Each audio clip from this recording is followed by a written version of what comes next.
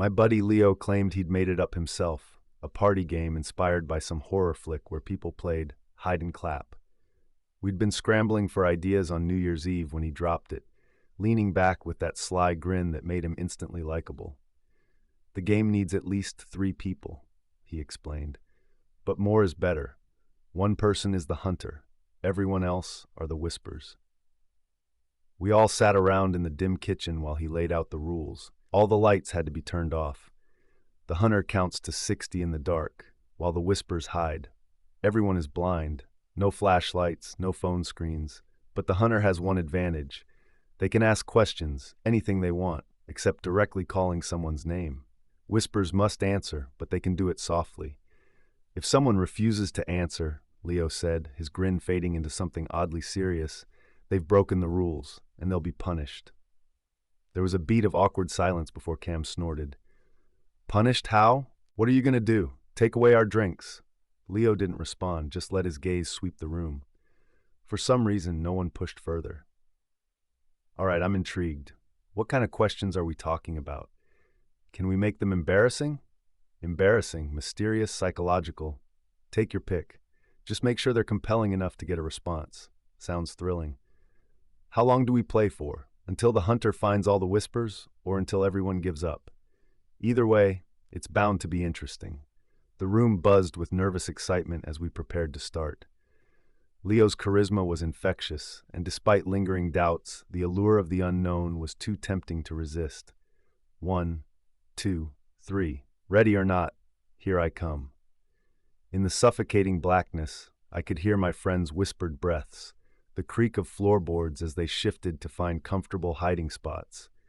This better not end up like that horror movie. I whispered back, though my voice quivered slightly. Just stick close, and maybe he won't find us first.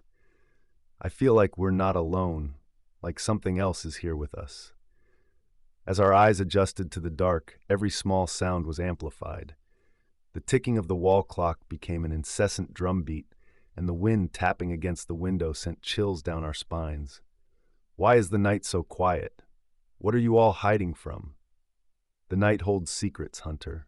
Are you brave enough to uncover them? I've never felt a thrill like this before. It's as if every sound is alive, with a chuckle. Just wait, Sam. It gets better. Or worse, depending on how well you hide. A chill ran down my spine as the whispers seemed to grow louder, filling the room with an uneasy presence. Did you hear that? It sounded like someone or something else is moving, in a low, haunting voice. I can feel your fear. It draws me closer. There was something exhilarating about being in the dark, as if our senses were heightened. Every whisper felt like a touch on the skin, every creak like a personal invitation to fear. I stumbled into an adjacent room, my fingers trailing along the wall. The texture was rough, comforting in a way. It grounded me amid the chaos. Let's see if Leo can really find us all. I'm starting to think he won't. It's not about hiding, it's about the fear and thrill of being caught. The thrill's almost addictive. I keep seeing shadows that shouldn't be there, like they're watching us, softly from another room. If you're not careful, the shadows might catch you first. My heart pounded as the sounds of whispered cries and footsteps echoed around me, turning the familiar rooms into a disorienting labyrinth. Who dares to defy the hunter in this realm of darkness? What's on the other side of fear? Is it just more of the same or something unimaginably different? It's like the house is breathing. I can't shake this feeling. We're being hunted by more than just Leo. We shouldn't have mocked it.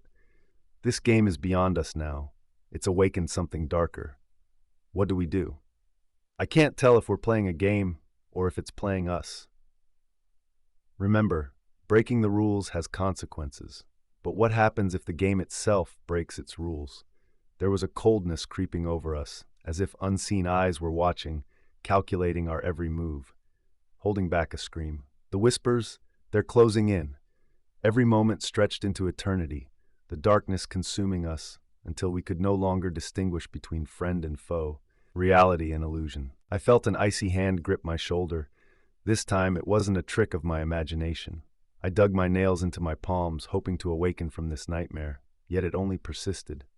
We were no longer playing a game, but caught in a sinister play orchestrated by unseen forces.